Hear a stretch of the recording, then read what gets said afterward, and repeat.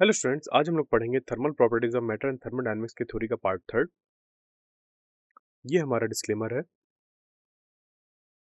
तो देखिए, जो लास्ट ईयर में काइनेटिक थ्योरी से क्वेश्चंस पूछे गए हैं उसके अकॉर्डिंग जो वेटेज फॉर्म होता है इसका वो है 3.9%।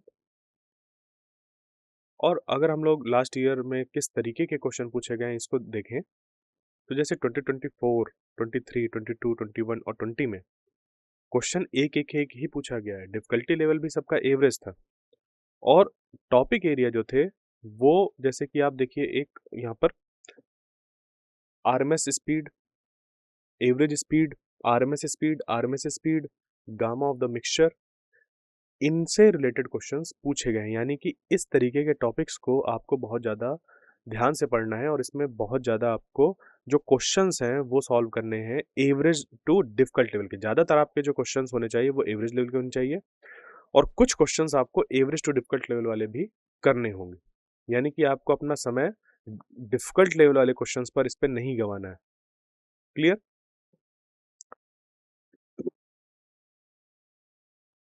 इसके लिए सबसे पहले तो हम लोग देखिए हमेशा जैसे बेसिक्स से स्टार्ट करते हैं। काइनेटिक थ्योरी ऑफ गैसेस क्या है और assumption of kinetic theory of gases, इस पे हम लोग एक्सप्लिसिटली मेंशन करेंगे कि हम किस तरीके से जो ये थ्योरी है उसमें अजम्पशंस लेकर चलते हैं, जिसके बाद फिर हम सारा जो चीज़ है वो पढ़ते हैं।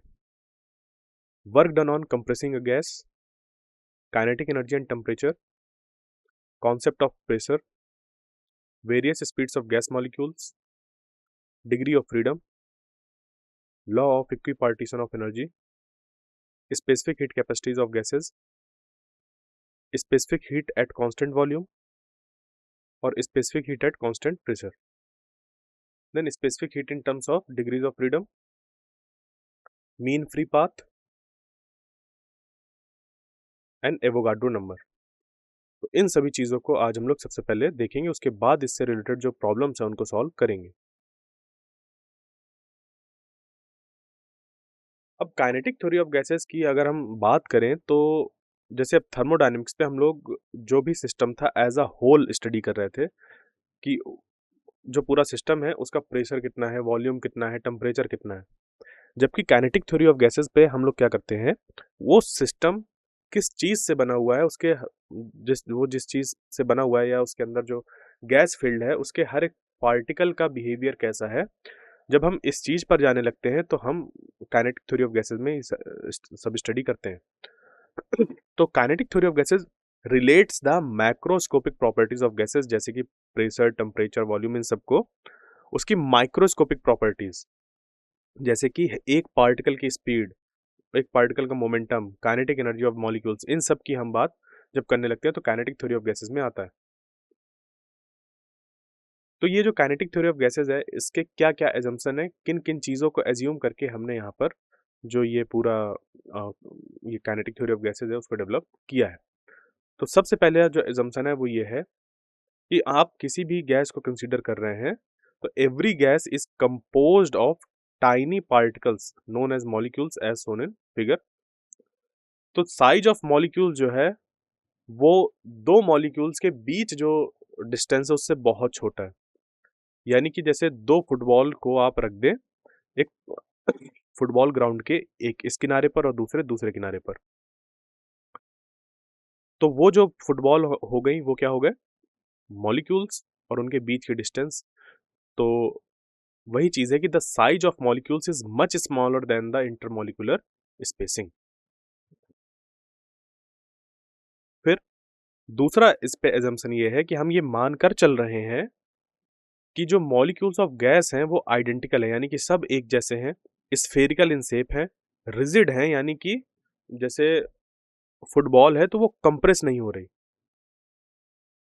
दूसरा, ये जो हमारे पास पार्टिकल्स हैं अगर वो कोलाइड करते हैं तो उनमें परफेक्टली इलास्टिक कोलिजन होता है, यानी कि परफेक्टली इलास्टिक पॉइंट मासेस हैं ये, एक छोटे से पॉइंट पर सारा मास उनका कंसंट्रेटेड है। फिर अगला जो एजम्पशन है वो ये है, हम ये मानकर चलते हैं कि मॉलिक्यूल्स जो हैं वो एक ऐसे स्टेट में रहते हैं जहां पर वो रैंडम डायरेक्शन पर रैपिड मोशन करते हैं, वो एक दूसरे के साथ कोलाइड करते हैं। फिर there is no loss of energy during collision. अब क्योंकि ये जो पूरा हमारा एजम्पशन है वो यहाँ से स्टार्ट हुआ कि ये परफेक्टली इलास्टिक पॉइंट मासेस हैं, तो जब इनमें कोलिजन हो रहा है तो एनर्जी का लॉस नहीं होगा, सिर्फ और सिर्फ जो डायरेक्शन है मोशन की वो बदल रही है। फिर इसके बाद है कि time spent in collision between two molecules is negligible in comparison to time between two successive collisions. अब इसका क्या मतलब है, इस पॉइंट को समझिए। इस पॉइंट का मीनिंग ये है कि जैसे फुटबॉल है दो, एक फुटबॉल ग्राउंड के दो साइड पर, अब एक समय तो ये होगा कि ये जो फुटबॉल है एक साइड से दूसरे साइड से आकर टकरा रहे हैं, और दूसरा समय क्या है कि जब वो टकराए हैं, तो यहां पर देखिए टाइम स्पेंट इन कोलिजन, जब वो टकराए हैं उसकी बात हो रही है। ये वाला समय नेग्लिजिबल हम मानकर चल रहे हैं in comparison to time between two successive collision, यानी कि एक बार भिड़ने के बाद जब वो बॉल दोबारा भिड़ रही है उसके बीच का जो समय है वो बहुत ज्यादा है एज कंपेयर टू जब दो बॉल भिड़ रही हैं उस समय भिड़ने वाला उनका समय।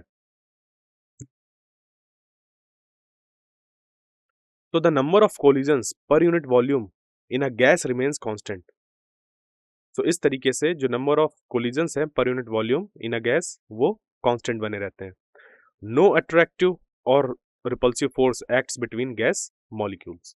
ना तो उस पर कोई अट्रैक्टिव फोर्स होता है ना तो रिपल्सिव फोर्स होता है, और ये सारा एजम्पशन हम मानकर आइडियल गैस मानते हुए चीजों को सॉल्व करते हैं। फिर इसी में और एजम्पशन कौन कौन से हैं, जैसे कि gravitational attraction among the molecules is ineffective due to extremely small masses and very high speeds of molecules. क्या मीनिंग हुआ कि अगर आप ये देख रहे हैं कि कंटेनर जो है वो अर्थ की ग्रेविटेशनल फील्ड में रखा हुआ है, या जो पार्टिकल्स हैं वो मास है उनके पास, एक दूसरे पर अगर ग्रेविटेशनल फोर्स लगा रहे हैं तो वो ग्रेविटेशनल फोर्स इफेक्ट बहुत ही ज़्यादा कम है as compare to their motion, ठीक है, खुद के मोशन पे, क्योंकि जो मॉलिक्यूल्स हैं वो बहुत ज़्यादा स्पीड में मूव कर रहे हैं और उनका स्मॉल मास होने की वजह से जो ग्रेविटेशनल इफेक्ट उनमें हम देखने की संभावना ढूंढ रहे थे वो नेग्लेजिबल है। कैसी है? नेग्लेजिबल है या इनइफेक्टिव है, यानी कि वो ग्रेविटेशनल अट्रैक्शन इनइफेक्टिव है। फिर है molecules constantly collide with the walls of container due to which their momentum changes. अब ये जो मॉलिक्यूल्स हैं वो कंटिन्यूअसली कॉन्स्टेंटली कोलाइड करते हैं जिस कंटेनर पर वो मौजूद होते हैं उनकी वॉल से, जिसकी वजह से उनके मोमेंटम में चेंज आता है। अब आप याद करिए जो मोमेंटम है, मोमेंटम चेंज हम कैसे कैसे देखते हैं, या तो डायरेक्शन बदल जाए, मैग्नीट्यूड, ठीक है, इस चीज को ध्यान रखिएगा। तो the change in momentum is transferred to the walls of the container, consequently on the walls of container pressure is exerted by gas molecules. अब क्योंकि जो कंटेनर की वॉल्स है वहां पर जाकर पार्टिकल्स टकरा रहे हैं और उनके टकराने से मोमेंटम ट्रांसफर हो रहा है टू द बॉल्स, यानी कि उन वॉल्स पर फोर्स लग रहा है और उस फोर्स के लगने की वजह से, क्योंकि एक यूनिट एरिया पर हम देखें तो ये कैलकुलेट कर सकते हैं प्रेशर को, यानी कि जो ये पार्टिकल्स हैं इनके ऐसे मूवमेंट की वजह से जिस जगह पर इनको रखा जाता है, जिस कंटेनर में इनको प्लेस किया जाता है, वहां पर ये एक प्रेशर एक्सर्ट करते हैं। तो फिर इसके बाद एक और एजम्पशन है कि जो हम गैस की डेंसिटी कंसीडर कर रहे हैं वो कांस्टेंट है at all point of the container. तो यहां पर अगर हम ये देखें कि work done on compressing a gas हम कैसे कैलकुलेट करते हैं, तो सर देखिए W बराबर होता है P डेल्टा V। इसको हम लोग ने अपने पिछले लेक्चर में भी देखा था, जहां पर P क्या होता है, pressure of the gas, and delta V क्या है, change in volume of the gas. तो अगर हमें वर्क डन निकालना हो तो P डेल्टा V करके निकालते हैं, या फिर आप जैसे कि एरिया अंडर द कर्व भी निकाल सकते हैं ऑफ अ PV डायग्राम।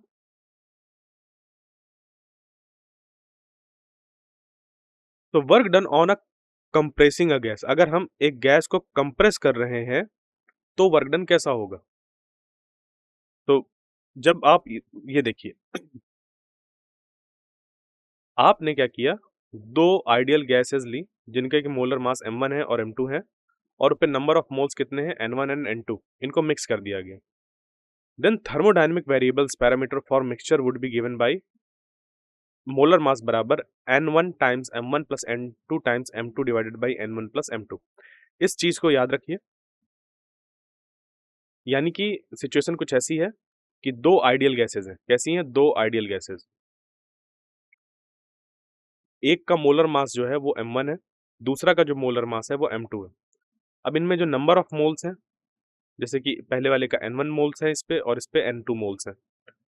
तो अगर हमें क्या देखना हो कि एक ऐसा कंटेनर जहां पर दोनों मिक्स करके रखी गई हो, तो मोलर मास कितना होगा उस मिक्सचर का। ये मोलर मास निकल कर आएगा n1 m1 plus n2 m2 divided by n1 plus n2। फिर इसी मिक्सचर का अगर हमें स्पेसिफिक हीट कैपेसिटी निकालना हो एट कांस्टेंट वॉल्यूम, तो ये हमें मिलता है Cv बराबर n1 Cv1 plus n2 Cv2 divided by n1 plus n2। ये Cv क्या है? इसको हम लोग मोलर स्पेसिफिक या specific heat capacity at constant volume. So इस मिक्सचर के लिए Cv निकल कर आ जाएगा n1 Cv1 plus n2 Cv2 divided by n1 plus n2। अब अगर आप इनको गौर से देखें तो ये एक तरीके के वेटेड एवरेज है। क्या है? Weighted average. याद करिए, वेटेड एवरेज के कॉन्सेप्ट को मैंने जब सेंटर ऑफ मास हम लोग फाइंड कर रहे थे तब देखा था, और कहा था कि इस तरीके के एक्सप्रेशन आपको बहुत जगह देखने को मिलते हैं। सो ये वही समय है जहां पर आप देख पा रहे हैं कि मोलर मास एक मिक्सचर का निकालने के लिए हमने वेटेड एवरेज का यूज किया। इसी तरीके से सीवी ऑफ द मिक्सचर निकालने के लिए हमने वेटेड एवरेज का फिर से इस्तेमाल किया। तो specific heat capacity of mixture eight constant pressure is given by Cp बराबर n1 Cp1 plus n2 Cp2 divided by n1 plus n2। अब यहां पर क्या है कि heat capacity ratio of the mixture of the gases है वो हमें मिलेगा गामा बराबर n Cp1 plus n2 Cp2 divided by n1 Cv1 plus n2 Cv2। तो यहाँ पर इस चीज को अगर आप देखें कि इसका n1 मोल था m, और इसका जो specific heat at constant pressure था वो कुछ था Cp1 था, और इसका n2 Cp2 था, इसका Cv1 था और इसका Cv2 था। और फिर गामा अगर आपको निकालना हो तो आप क्या कर रहे हैं कि n1 Cp1 plus n2 Cp2 divided by n1 Cv1 plus n2 Cv2। याद करिए, जो गामा निकालने का फॉर्मूला होता है वो होता है Cp डिवाइडेड बाई Cv। तो यहाँ पर ये जो आपने Cp और यहाँ पर जो आपने Cv निकाला है, इनका ही तो रेशियो लिया है, तो ये n1 प्लस n2 जो है वो नीचे से कट गए हैं। सिर्फ बचा है हमारे पास गामा बराबर n1 Cp1 plus n2 Cp2 divided by n1 Cv1 plus n2 Cv2। या फिर इसी को आप कुछ इस तरीके से भी रिलेट करके निकाल सकते हैं कि n1 plus n2 divided by gamma minus one is equal to n1 by gamma one minus one plus n2 divided by gamma two minus one. यहाँ पर ध्यान दीजिए इस फॉर्मूले को कैसे यूज करना है। अगर आपको किसी जगह पर, जैसे कि इस तरीके की सिचुएशन है और इसमें क्या दिया हो कि जो पहला वाला कंटेनर है उसमें गामा की जो वैल्यू है वो गामा वन है, और यहाँ पर जिसको कि हम लोग एडियाबैटिक कोएफिशिएंट बोलते हैं, तो यहाँ पर क्या है गामा टू। यहाँ पर n1 नंबर ऑफ मोल्स है और यहाँ पर n2 नंबर ऑफ मोल्स है। फिर आपसे कहा जाए कि इस पूरे मिक्सचर का कितना होगा गामा, तो इस फॉर्मूले का आप यूज कर सकते हैं। क्या हो गया formula? n1 minus n2 divided by gamma minus one equal to n1 divided by gamma one minus one plus n2 divided by gamma two minus one. तो अब देखिए, जब हम ये पढ़ रहे थे इस सीरीज का सेकंड वाला लेक्चर, तो उसमें और जो इसका फर्स्ट लेक्चर था उस पे भी हमने ये चीज़ नोटिस करी थी, या ये चीज़ हमने देखी थी कि आइडियल गैस के केसेस पे जो इंटरनल एनर्जी होती है वो पूरी तरीके से काइनेटिक होती है, और वही उसके टेम्परेचर को बताती है। यानी कि काइनेटिक एनर्जी अगर कहीं पर किसी सिस्टम पर बढ़ रही है और उस पे आइडियल गैस मौजूद है, तो हम ये कहेंगे कि उसका टेम्परेचर बढ़ रहा है। तो अब इसके लिए क्या होता है कि जैसे एक आइडियल गैस है आपके पास, तो the point particles can have only translational motion and thus only translational energy. Ideal gases के केस में हमारा एजम्पशन ही यही है कि जितना भी पार्टिकल है वो कैसा है, पॉइंट पार्टिकल। जो अभी काइनेटिक थ्योरी का जो हमारे पास एजम्पशंस थे उस पे एक चीज आई ना, तो वो सारे जो एजम्पशन थे वो आइडियल गैस के लिए थे। आइडियल गैस के लिए सारे एजम्पशन थे, यानी कि आइडियल गैस एक ऐसी गैस है जिसपे कि वो सारा पॉइंट पार्टिकल्स है। तो पॉइंट पार्टिकल के होने की वजह से क्या होगा, वो सिर्फ और सिर्फ ट्रांसलेशनल मोशन को एग्जिबिट करेगा।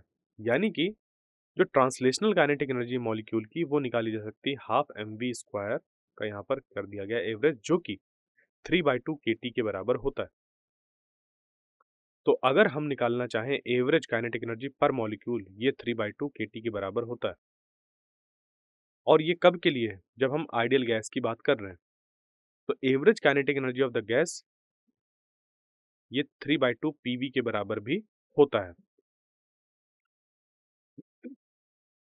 यानी कि एवरेज काइनेटिक एनर्जी पर मॉलिक्यूल को हम ऐसे भी लिख सकते हैं कि 3 PV/2 Na बराबर 3 RT/2 Na। Na जहाँ पर एवोगाड्रो नंबर है 6.02 to 10^3, ये जो नंबर होता है उसकी बात हो रही है। फिर आता है हमारे पास एवरेज काइनेटिक एनर्जी पर मोल। तो एवरेज काइनेटिक एनर्जी पर मोल बन जाता है 3/2 RT। क्या बन जाता है, 3/2 RT। और एवरेज काइनेटिक एनर्जी पर वॉल्यूम बन जाता है 3/2 P। तो ये फॉर्मूले हैं जिनको कि आपको याद रखना है। यानी कि अगर आप यहाँ पर देखें कि जो ट्रांसलेशनल काइनेटिक एनर्जी मॉलिक्यूल की, वो सीधे सीधे किसके प्रोपोर्शनल है, टेम्परेचर के। यानी कि टेम्परेचर अगर बढ़ रहा है तो काइनेटिक एनर्जी बढ़ रही है, या हम यूँ कहें कि सिस्टम के पार्टिकल की काइनेटिक एनर्जी बढ़ती है तो टेम्परेचर जो है वो बढ़ता है in case of an ideal gas.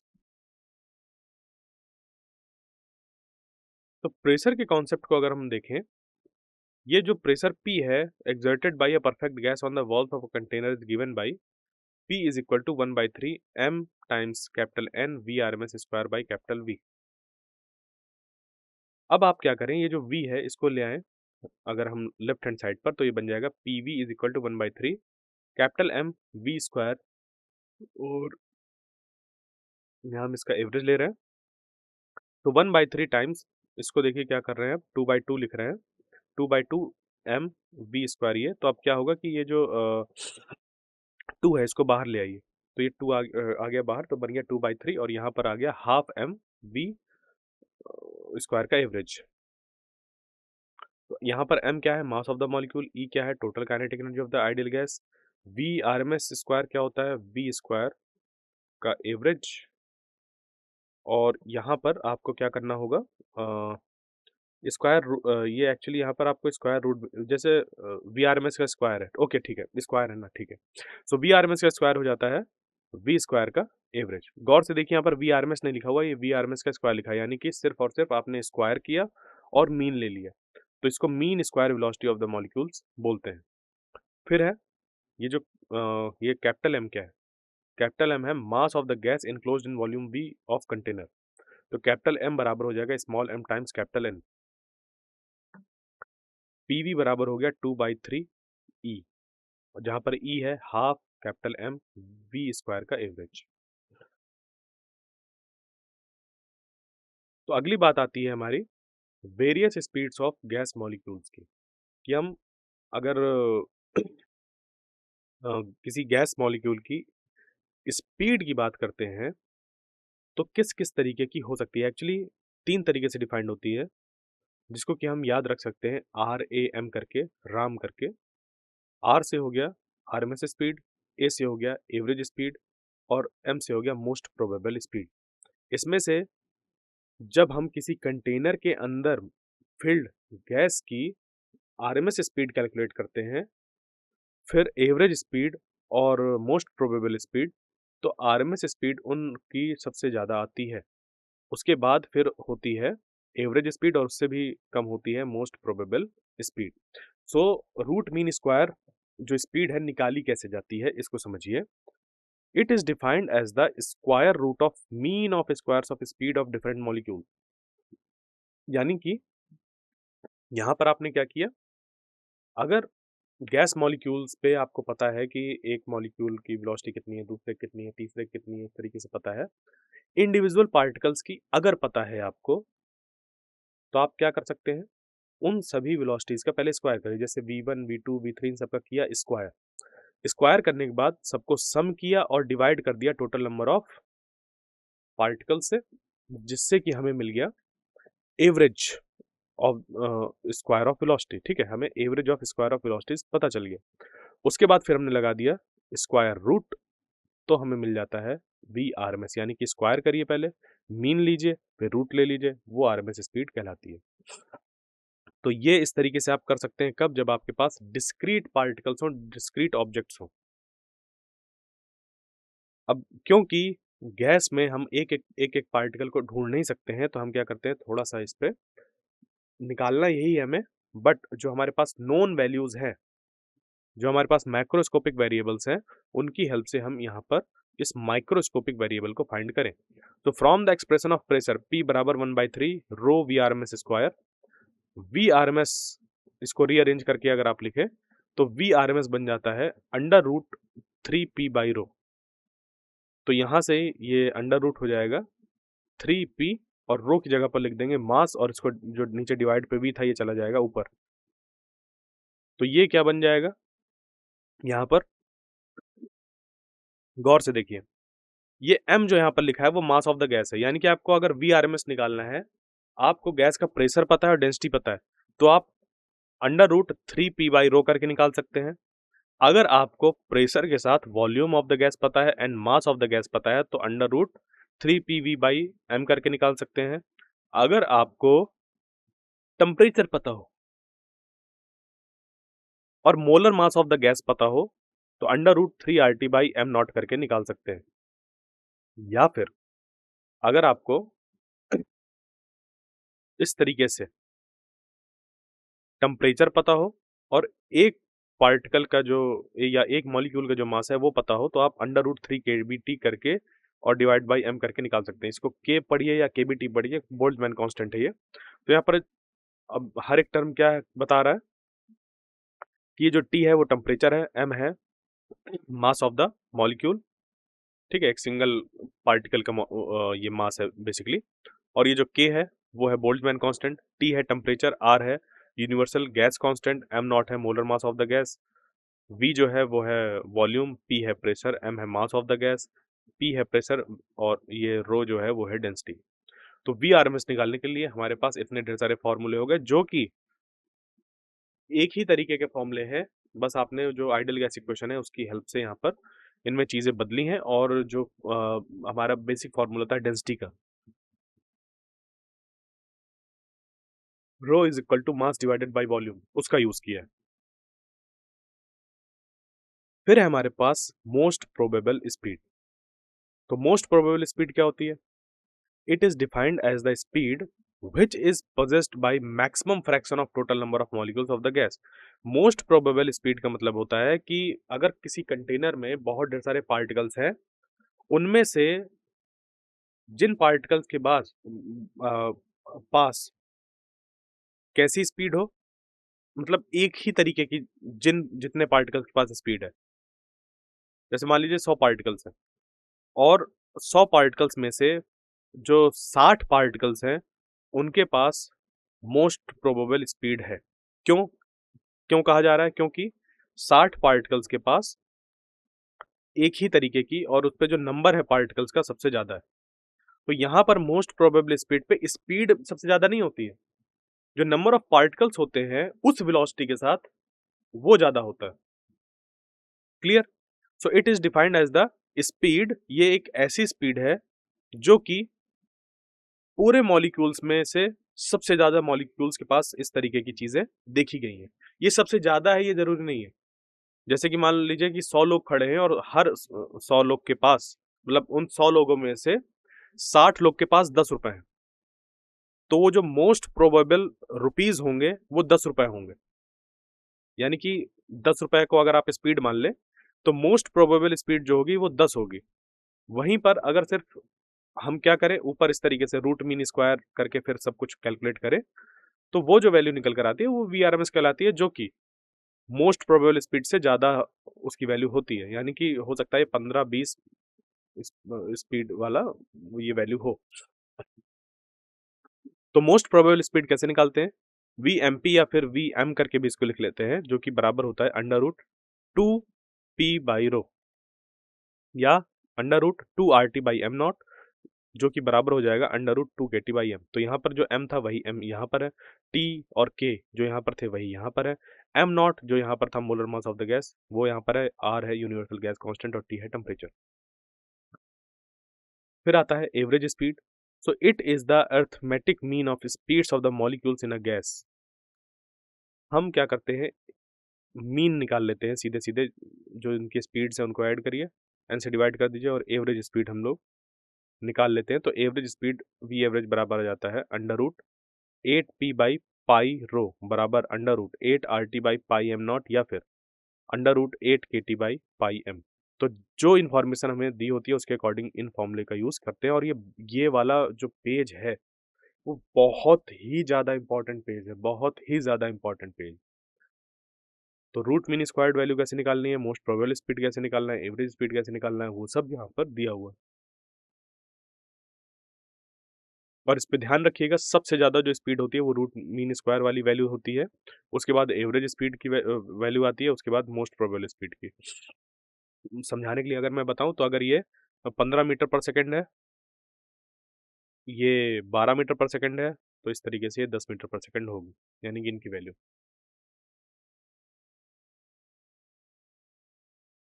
फिर बात आती है डिग्री ऑफ फ्रीडम की। तो डिग्री ऑफ फ्रीडम से मतलब ये है कि the term degree of freedom of a system refers to the possible independent motion of a system can have. जैसे कि मोनो एटमिक गैस की अगर हम बात करें तो इसके लिए डिग्री ऑफ फ्रीडम होती है 3, F बराबर 3। मोनो एटमिक गैस का क्या मतलब है कि जो पार्टिकल है वो कैसा है, एक एक एटम से मिलकर बना हुआ है। तो एक एटम के पास फ्रीडम है कि वो एक्स एक्सिस पर मूव कर सकता है, वाई एक्सिस की तरफ मूव कर सकता है और जेड एक्सिस की तरफ मूव कर सकता है, या उसको रिप्रेजेंट करने के लिए जो कोऑर्डिनेट चाहिए वो हम एक्स वाई जेड कोऑर्डिनेट से उसको रिप्रेजेंट कर सकते हैं। वहीं पर डायटमिक गैस के लिए क्या होता है कि वो x axis y axis z axis पे तो मूव कर ही सकता है, साथ में रोटेट भी कर सकता है। तो तीन इसके पास ट्रांसलेशनल डिग्रीज ऑफ फ्रीडम के साथ साथ दो रोटेशनल डिग्रीज ऑफ फ्रीडम भी होती हैं। और ट्राई एटमिक गैस के लिए जो एफ है वो 6 के बराबर होता है फॉर नॉन लीनियर केस। ठीक है, यहां से ध्यान दीजिएगा, ट्राई एटमिक गैस अगर आपकी लीनियर होती है तो डिग्रीज ऑफ फ्रीडम 5 ही होते हैं, और ट्राई एटमिक गैस अगर नॉन लीनियर होती है तो 6 होते हैं। और ध्यान दीजिएगा कि ये जो वैल्यूज आपको दी गई हैं ये एक रूम टेम्परेचर के आसपास वाले टेम्परेचर के लिए डिग्रीज ऑफ फ्रीडम है। तो these given values of degrees of freedom is eight moderate temperature. वहीं पर अगर हम हाई टेम्परेचर्स पर बात करें तो जो मॉलिक्यूल्स होते हैं उनमें वाइब्रेशनल डिग्रीज ऑफ फ्रीडम भी आ जाती हैं। तो एक जो वाइब्रेशनल मोड होता है उस पे दो वाइब्रेशनल डिग्रीज ऑफ फ्रीडम होती हैं। यानी कि अगर हम ये कह रहे हैं कि पार्टिकल में वाइब्रेशन है, यानी कि उसपे दो तरीके की एनर्जी आ जाती है, एक तो काइनेटिक एनर्जी और पोटेंशियल एनर्जी। काइनेटिक एनर्जी वाले का एक कंट्रीब्यूशन होता है और पोटेंशियल एनर्जी वाले का एक कंट्रीब्यूशन होता है, यानी कि एक पार्टिकल के एक एक्सिस पर वाइब्रेट करने पर उसके पास दो डिग्रीज ऑफ फ्रीडम बनती हैं।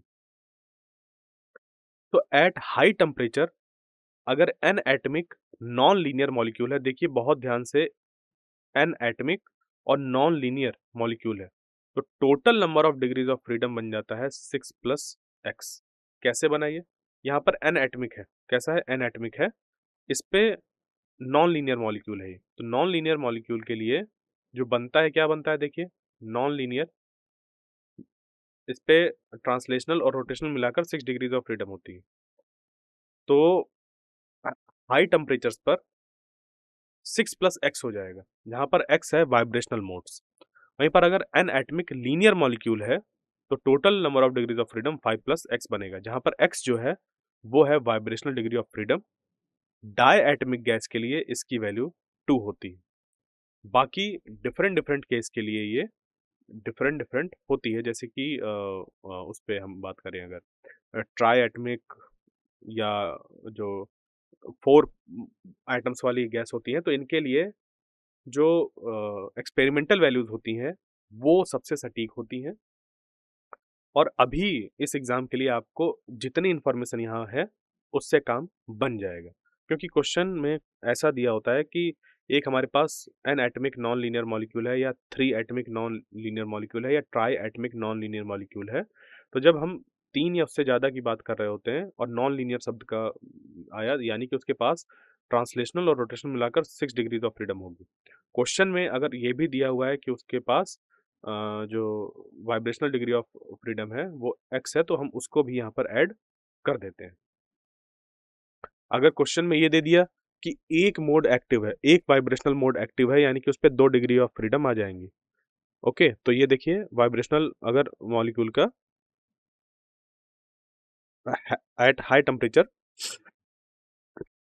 एक vibrational mode 2 vibrational degree of freedom provide करता है। तो ये जितनी इंफॉर्मेशन यहाँ पर है उसको अगर आप सही से इस्तेमाल करना सीख गए तो पर्याप्त है आपके लिए। तो बात आती है law of equipartition of energy की। तो यहाँ पर जो आपका एग्जामिनेशन है उसको ध्यान में रखते हुए सारी चीजें थोड़ी सी यहाँ पर अरेंज करी गई हैं, उसी हिसाब से इसको देखिएगा। The law of equipartition of energy से क्या मतलब है? तो law of equipartition of energy is stated that the energy for each degree of freedom in thermal equilibrium is half kT, यानी कि in equilibrium the total energy is equally distributed in all possible energy modes with each mode having an average energy equal to half kT। यहाँ पर ये जो mode की बात हो रही है वो ट्रांसलेशनल और रोटेशनल की बात हो रही है। तो ट्रांसलेशनल पे एक मोड के लिए 1 डिग्री ऑफ फ्रीडम हम कंसीडर करते हैं, जबकि वाइब्रेशनल के एक मोड के लिए 2 डिग्रीज ऑफ फ्रीडम कंसीडर करते हैं। ये चीज ध्यान दीजिएगा। So a molecule's vibrational motion involves atoms moving back and forth, changing their potential and kinetic energy. तो काइनेटिक एनर्जी का टर्म जो है प्रोपोर्शनल होता है वाइब्रेशनल वेलोसिटी के, वहीं पर पोटेंशियल एनर्जी का जो टर्म होता है वो प्रोपोर्शनल होता है displacement of the equilibrium position, यानी कि kinetic energy half mv square होता है, पोटेंशियल एनर्जी हाफ के एक्स स्क्वायर होता है। तो इस वजह से, क्योंकि यहाँ पर 2 क्वाड्रेटिक टर्म आते हैं, एक काइनेटिक एनर्जी के लिए और दूसरा पोटेंशियल एनर्जी के लिए, तो एक सिंगल वाइब्रेशनल मोड में 2 डिग्री ऑफ फ्रीडम काउंट किए जाते हैं। और यही है जितना भी यहाँ अभी इस पे पूरा है, वो इस पे 3 इंफॉर्मेशन है। 3 इंफॉर्मेशन कौन कौन सी है? पहले तो ये कि for each degree of freedom thermal equilibrium में हाफ kT के बराबर होता है law of equipartition of energy के अकॉर्डिंग। दूसरी चीज यहाँ पर देखो, जैसे दिया हुआ है कि एक मोड के लिए हाफ kT के बराबर एवरेज एनर्जी होती है, तो वो ट्रांसलेशनल और रोटेशनल के लिए दिया है। क्योंकि वाइब्रेशनल के केस में एक single vibrational mode 2 degree of freedom के बराबर काउंट किया जाता है। क्यों? उसका रीजन यहाँ पर दिया हुआ है, क्योंकि एक वाइब्रेशनल मोड पे, एक वाइब्रेशनल मोशन में काइनेटिक एनर्जी और पोटेंशियल एनर्जी दोनों का टर्म आ जाता है। So each quadratic term in the total energy expression of molecule is to be counted as degree of freedom. जितने भी quadratic term total kinetic energy के expression में आते हैं उन सभी को हमें as a degree of freedom count करना पड़ता है। So each vibrational mode gives 2 not 1। ध्यान दीजिएगा, क्योंकि इस पे बहुत ज़्यादा कंफ्यूज होते हैं स्टूडेंट्स और बहुत गलतियां करते हैं, और इसी वजह से ही उस पे जो क्वेश्चंस हैं वो इसी जगह से आते हैं। तो each vibrational modes gives 2 not 1 degree of freedom kinetic and potential energy modes corresponding to the energy 2 times half kT यानी कि kT। तो एक vibrational mode kT energy provide करता है, हाफ kT की जगह पर kT एनर्जी प्रोवाइड करता है, जहां पर k है बोल्ट्जमैन कांस्टेंट और उसकी वैल्यू होती है 1.388 × 10⁻23 जूल पर केल्विन। T जहां पर absolute temperature of the system है।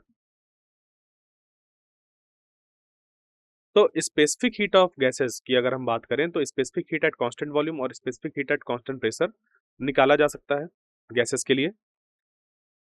यहां पर अब हम क्या कर रहे हैं, देखो, एक तो हम स्पेसिफिक हीट कैलकुलेट कर रहे हैं पर यूनिट मास वाले जैसा जो है फॉर्मूला उसके लिए, और एक हम लोग निकालेंगे पर यूनिट मोल के लिए। तो ध्यान दीजिएगा, specific heat of a gas at constant volume is defined as the quantity of heat required to raise the temperature of unit mass of gas through 1 degree Celsius और 1 Kelvin, जब उसका volume constant रखा जाए, यानी कि small cv बराबर हो जाता है delta Q eight constant volume divided by m delta t। तो 1 मोल ऑफ गैस के लिए m cv बराबर हो जाएगा m times delta Q at v divided by m delta t, और m बाई एम को, इसको m बाई एम को लिख देते हैं 1 बाई n, जो कि delta v sorry delta Q v by delta t के बराबर हो जाएगा। और यहाँ पर देखो ये जो पूरी क्वांटिटी है ये cv के बराबर होती है।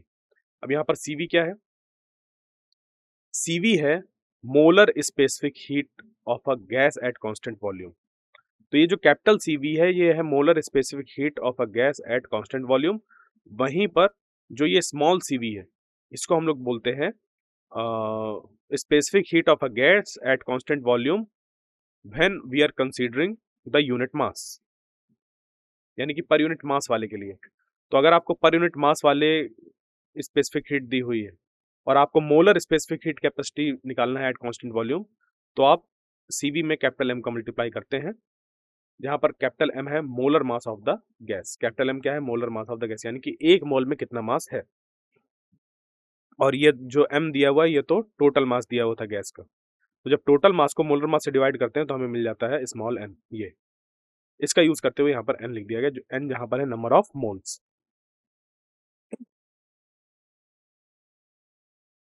तो इसी तरीके से with the same logic, with the same reasoning and with the same concepts, specific heat at constant pressure हम लोग निकाल सकते हैं। तो specific heat of a gas at constant pressure per unit mass वाले के लिए delta Q at P divided by M delta T, ये होता है स्मॉल cp के बराबर, जो कि specific heat of a gas at constant pressure for unit mass हम देख रहे हैं। तो 1 मोल ऑफ गैस के लिए, यानी कि पर यूनिट मोल के लिए अगर हम देखें तो ये बन जाएगा m cp बराबर m times delta Q p by m delta t, यानी कि 1 by n delta Q p by delta t, यानी कि ये हो गया कैपिटल cp के बराबर। तो cp बराबर हो गया delta Q p divided by n delta t is a molar specific heat capacity of gas at constant pressure. तो specific heat of a gas at constant pressure is greater than the specific heat at constant volume. cp जो है वो cv से बड़ा होता है, ध्यान दीजिएगा। तो इस पे देखिए एक रिलेशन बन जाता है cp माइनस cv बराबर कैपिटल R बाई एम। और किसी ने पिछली क्लासेस में पूछा था कि cp माइनस cv बराबर R एक रिलेशन होता है और cp माइनस cv बराबर R बाई एम आप यूज कर रहे हैं, तो उसका क्या मतलब है? तो देखिए यहाँ पर दोनों रिलेशन आपके लिए यहाँ पर लिखे गए हैं ताकि आपको कंफ्यूजन ना हो। यहाँ पर cp क्या है? ये जो हम जब cp ले रहे हैं वो है specific heat of a gas unit mass वाले के लिए, ठीक है। तो cp माइनस cv बराबर कैपिटल R बाई एम होता है, जहां पर m होता है मोलर मास।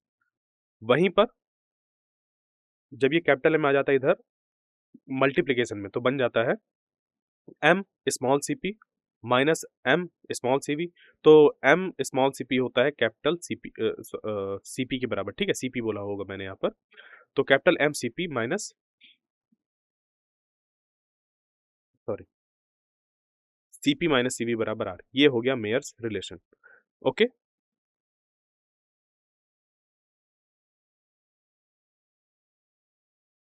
अब अगर हम लोग स्पेसिफिक हीट निकालना चाहें in terms of degrees of freedom, तो for a gas at temperature T having degrees of freedom F, the internal energy U बराबर होता है F by 2 nRT and number of moles F है degrees of freedom. So change in internal energy delta U बराबर हो जाएगा F by 2 nR delta T के। और ये रिलेशन देखिए शुरुआत में यूज किया था, इसी वजह से ये जो तीन टॉपिक्स हैं इनको एक साथ रखकर बताया गया आपको, ताकि सारी जो इनमें इंट्रिकेसीज हैं, रिलेशंस हैं, वो सारे आपको समझ पर आ जाए। Specific heat at constant volume is then given by CV बराबर F बाई 2 R। तो specific heat at constant pressure ये cp बराबर हो जाता है F by 2 plus 1 times R। Ratio आप निकालें, गामा बराबर हो जाएगा cp बाई cv, यानी कि F by 2 plus 1 times R divided by F by 2 R, जो कि 1 प्लस 2 बाई F के बराबर हो जाएगा। अब बात आती है मीन फ्री पाथ की। तो the distance travelled by a gas molecule between two successive collision is known as free path. तो मीन फ्री पाथ हो जाता है total distance covered divided by number of collisions. Mean free path का formula बनता है lambda बराबर 1/√2 पाई D square N, यहाँ पर डी है diameter of the molecule and N है number of molecules per unit volume.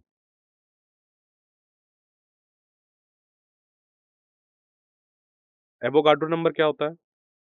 तो जैसे कि एक दर्जन होता है, एक दर्जन में कितने चीजें होती हैं?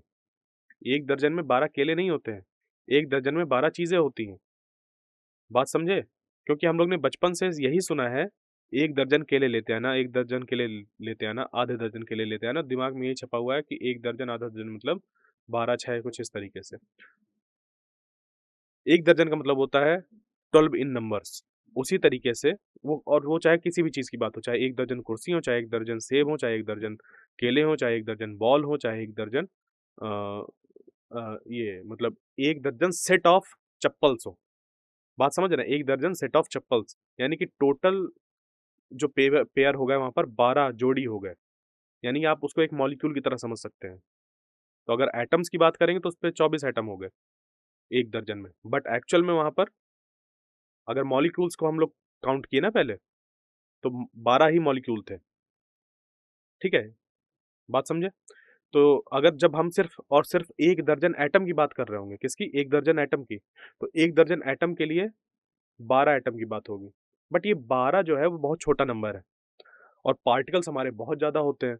तो दर्जन की जगह पर एक हम बोलते हैं मोल। क्या बोलते हैं? मोल। तो एक मोल में किसी भी चीज का एक नंबर होता है, जो कि मॉलिक्यूल, पार्टिकल्स, एटम्स इनकी बात होती है। तो एक मोल में Na पार्टिकल्स होते हैं। Na का मतलब होता है 6.022 इंटू 10^23 पार्टिकल्स। वो पार्टिकल्स एक एटम है, मतलब एटम्स की बात हो रही है, मॉलिक्यूल्स की बात हो रही है, या बड़े मॉलिक्यूल, छोटे मॉलिक्यूल, धूल के पार्टिकल की बात हो रही है, इट डजंट मैटर। जब भी हम ये बोल रहे हैं एक मोल यानी कि 6.022 इंटू 10^23 पार्टिकल्स की बात हो रही है। तो आइए इस पर बेस्ड जो क्वेश्चंस हैं उनको सॉल्व करते हैं। बस 1 मिनट रुकिएगा, हम उसको क्वेश्चंस सेट करते हैं। तो आइए देखिए जो thermal properties of matter and thermodynamics का है उसके क्वेश्चन की हम कुछ प्रैक्टिस करते हैं।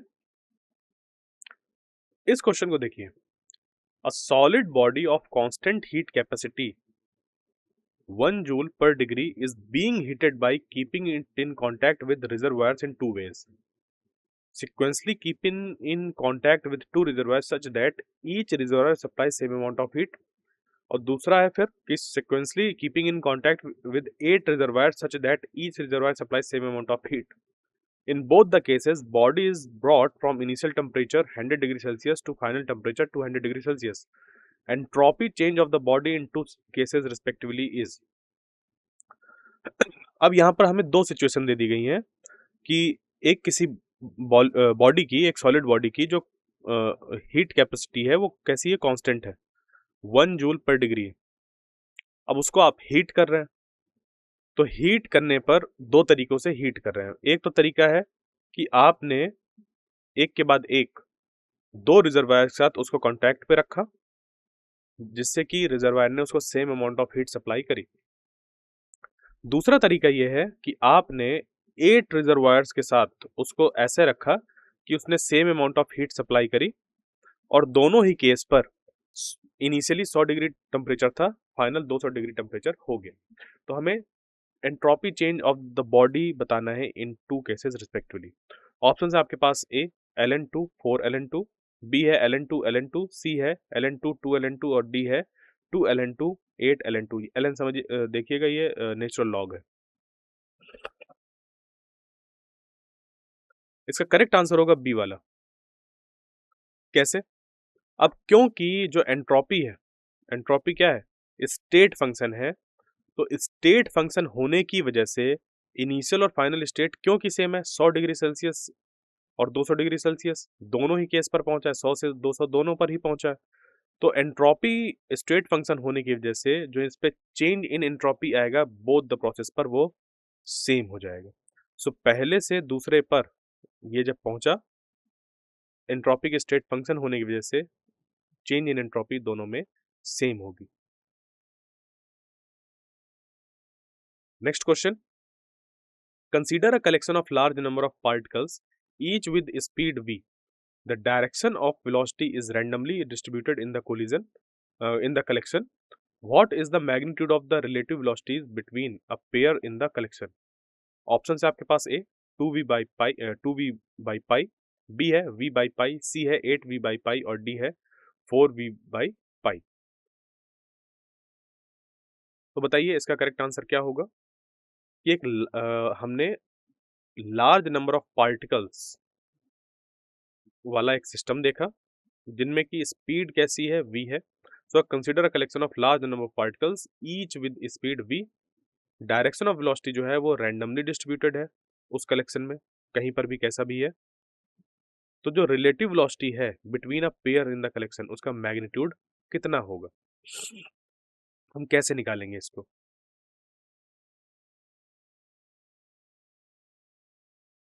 तो देखिए इसका जो करेक्ट आंसर है वो है डी। इसके लिए मान लेते हैं दो पार्टिकल्स और उनके बीच जो एंगल है वो है थीटा। तो ये हम लिख सकते हैं v relative is equal to V B minus V A, यानी कि अगर ये b वाले पार्टिकल की वेलोसिटी वी बी है, a वाले की a है, तो वी बी ए बराबर हो जाएगा V B minus V A. तो रिलेटिव वेलोसिटी अगर हम निकालना चाहें, v रिलेटिव बराबर हो जाएगा under root V square plus V square minus two V square cos theta. आप क्या करें, अब यहाँ पर V square plus V square करें तो टू वी स्क्वायर हो जाएगा, टू वी स्क्वायर इधर पहले से है, इसको स्क्वायर रूट में जब आपने इस पे इसको लिखकर ओपन किया तो एक्चुअली होगा क्या कि वन माइनस कॉस थीटा को आप लिख सकते हैं two sine square theta by two, और उससे फिर ये जो इधर टू आएगा और इधर टू आएगा तो ये टू स्क्वायर बन जाएगा और sine square theta by two तो रहेगा ही। तो अंडर रूट में एक्चुअली आपके पास two square V square sine square theta by two है। तो जब रूट लग रहा है और फिर वो सॉल्व होकर बाहर आएगा तो बनेगा बचेगा हमारे पास two V sine theta by two. तो ये रिलेटिव वेलोसिटी निकल कर आ गई इस तरीके के एक पेयर के लिए। अब ये जो पेयर यहाँ पर बना है वो इस तरीके के बहुत ढेर सारे पेयर्स हैं। तो हम क्या करेंगे, सभी पेयर्स के लिए इसको एवरेज आउट करेंगे।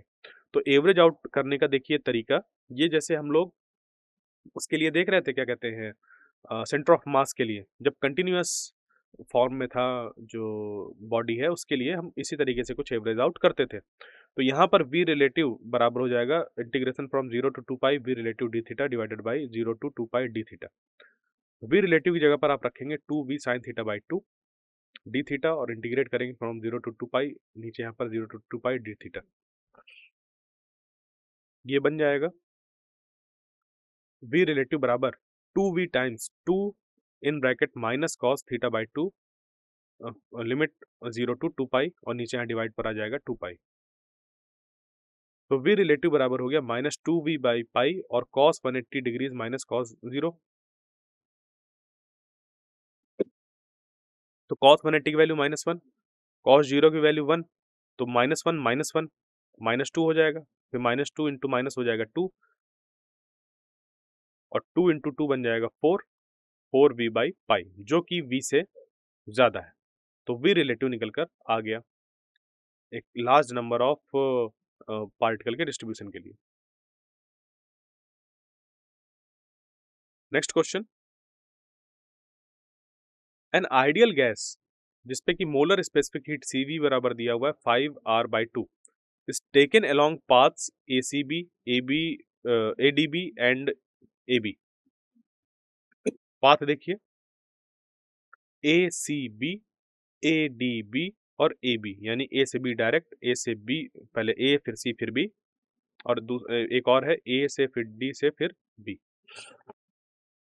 तो हमें यहाँ पर क्या बताना है कि इज टेकन अलॉन्ग पास ये, एंड जो P2 है वो 2P1 के बराबर है, ये जो P2 है वो 2P1 के बराबर है यानी कि just double of P1। V2 जो है वो 2V1 के बराबर है, ये जो V2 है वो 2V1 के बराबर है। तो along AB, अब along अगर आप AB देखें A से B की तरफ, यहाँ से यहाँ आप लिख सकते हैं P बराबर K टाइम्स V, जहाँ पर K जो है वो कांस्टेंट है। तो the various parameters are shown in the figure match the column first and column second corresponding to the correct to their correct answer. तो यहाँ पर अगर आप देखें कि कॉलम फर्स्ट पर ये लिखा हुआ है WACB, यहाँ पे WABD सॉरी, और ये है डेल्टा UAB और ये है डेल्टा UBCA, और कॉलम सेकंड है 15R T1/2, ये है -15R T1/2, ये है RT1 और इधर है 2R T1। तो बताइए इस पे कौन सा ऑप्शन करेक्ट होगा अकॉर्डिंग टू दीज ऑप्शंस। पहला वाला ऑप्शन कि ए के साथ थर्ड वाला मैच करेगा, बी के साथ फोर्थ वाला, सी के साथ पहला वाला और डी के साथ दूसरा वाला, या ए के साथ दूसरा वाला, बी के साथ तीसरा वाला, सी के साथ चौथा वाला, डी के साथ पहला वाला। क्या होगा यहाँ पर? देखिए इसका करेक्ट आंसर है डी। अब यहाँ पर WACB बन जाएगा WAC प्लस WCB के बराबर। ध्यान रखिएगा work done in case of thermodynamics ये पाथ फंक्शन होता है। तो WACB बराबर हो जाएगा 0 plus P2 times V2 minus V1। तो WACB बराबर हो जाएगा P2 V2 minus P2 V1, यानी कि WACB बराबर हो गया 2P times 2V1 minus 2P1 V1। तो WACB हो गया 4P1 V1 minus 2P1 V1, और WACB फिर निकल कर आ जाएगा 2P1 V1 बराबर 2RT1।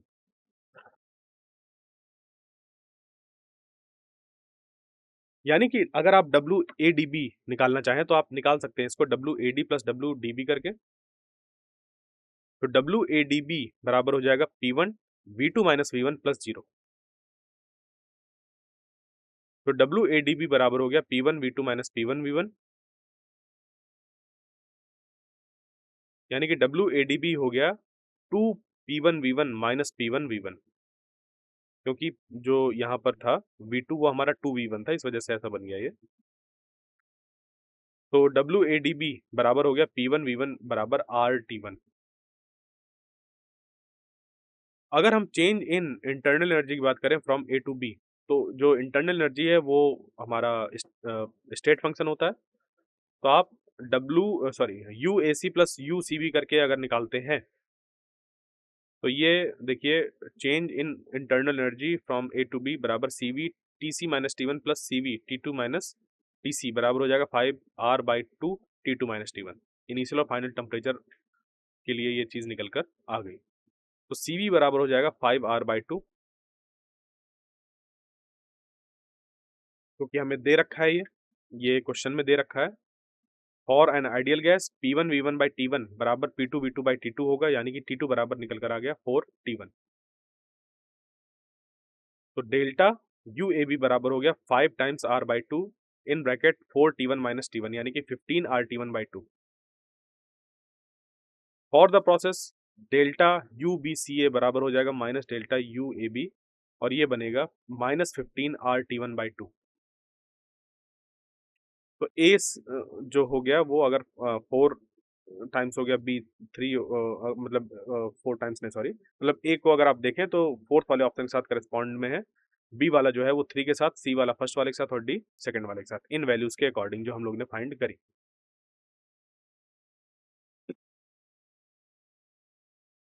Next question, diatomic molecules like hydrogen have energies due to both translational as well as rotational motion। from the equation in kinetic theory PV बराबर हो गया 2/3 E, जहां पर E है। ऑप्शंस आपके पास A the total energy per unit volume, option B only the translational part of energy because rotational energy is very small compare to the translational energy, option C है only the translational part of energy because during collision with the wall pressure related to change in linear momentum, और option D है the translational part of the energy because rotational energies of molecule can B of either sign and its average over all the molecules is 0। क्या होगा इसका correct answer बताएं।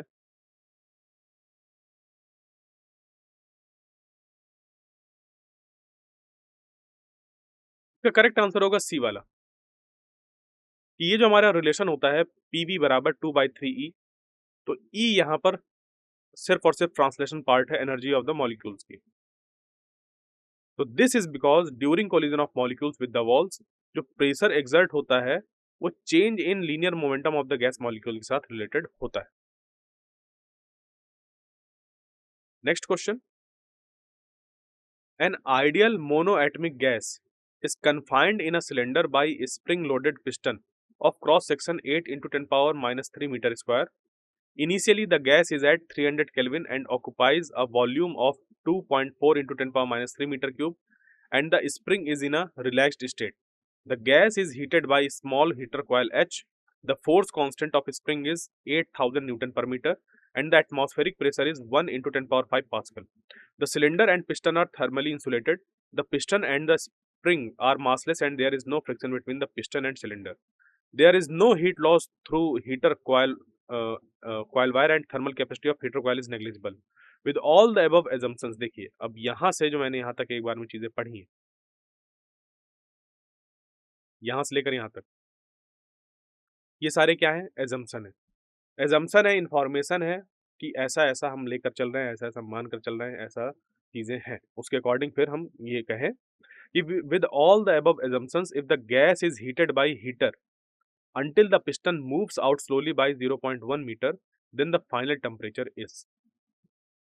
तो इतना ढेर सारा चीज हो रहा है, इतने assumption हम कंसीडर कर रहे हैं, उसके बाद फिर कह रहे हैं कि ये जो if the gas is heated, अगर इस गैस को हीट किया जाए by the heater until the piston moves out, जब तक ये जो पिस्टन है वो बाहर तरफ ना है, स्लोली बाय 0.1 मीटर, तो हमें बताना है उस समय फाइनल टेम्परेचर कितना होगा। ऑप्शन है आपके पास ए 400 केल्विन, बी 800 केल्विन, सी 1200 केल्विन और डी है 300 केल्विन। तो देखिए इसको कैसे करेंगे। पहली बात तो इसका जो करेक्ट आंसर है वो है बी वाला। तो यहाँ पर सिचुएशन कुछ ऐसी है कि ये जो हीटर कॉयल है ये ऐसी जगह पर मौजूद है जहां पर कि मोनो एटमिक आइडियल गैस भरी हुई है। जो इनिशियल टेम्परेचर है T1 वो 300 केल्विन है और ये जो हमारा पिस्टन है इसमें एक एटमॉस्फेरिक प्रेशर एक्ट हो रहा है। तो एक एटमॉस्फेरिक प्रेशर यहाँ पर एक्ट होने की वजह से जो इसकी वैल्यू है वो 10⁵ न्यूटन पर मीटर स्क्वायर हो गया। ये जो स्प्रिंग है, स्प्रिंग कांस्टेंट है हमारा के की वैल्यू कहाँ गई, ये हाँ 8000 न्यूटन पर मीटर। ठीक है, तो ये के की वैल्यू आ गई हमारी 8000 न्यूटन पर मीटर। जो यहाँ पर ये वॉल्यूम है वो हो गया हमारा पास ये जो गिवन वैल्यू है 2.4 इंटू 10⁻³ मीटर क्यूब। अब ये वैल्यू दे रखी है, P1 बराबर P0 बराबर हमने मान लिया, यानी कि इनिशियल 10⁵ न्यूटन पर मीटर स्क्वायर। तो क्या करें हम यहाँ पर कि T1 जो 300 केल्विन है, तो if area of cross section of piston A and it moves through distance x, then increment in volume of the gas बराबर हो जाएगा ax के। If force constant of spring is k, then force F बराबर kx and pressure बराबर F by A बराबर हो जाएगा kx by A के। तो यहाँ पर हम क्या करेंगे, जो फाइनल वॉल्यूम है उसको निकाल सकते हैं कि V2 बराबर हो जाएगा V1 प्लस AX। V2 हो गया 2.4 इंटू 10⁻³ प्लस 8 इंटू 10⁻³ टाइम्स 0.1, तो V2 बन जाएगा 3.2 इंटू 10⁻³ मीटर क्यूब और P2 बराबर हो जाएगा P0 plus KX by A, यानी कि P2 बराबर हो गया जो इनिशियल प्रेशर था उसमें जो ये वाला प्रेशर है उसको हमने ऐड किया तो 2 इंटू 10⁵ पास्कल हो गया ये। तो आइडियल गैस इक्वेशन से हमें पता है P1 V1 बाई T1 ये कांस्टेंट होता है, सो ये हो जाएगा P2 V2 बाई T2 के। वैल्यूज पुट करिए, आंसर निकल कर आ जाएगा, यहाँ पर T2 की वैल्यू निकल कर आ जाएगी 800 केल्विन।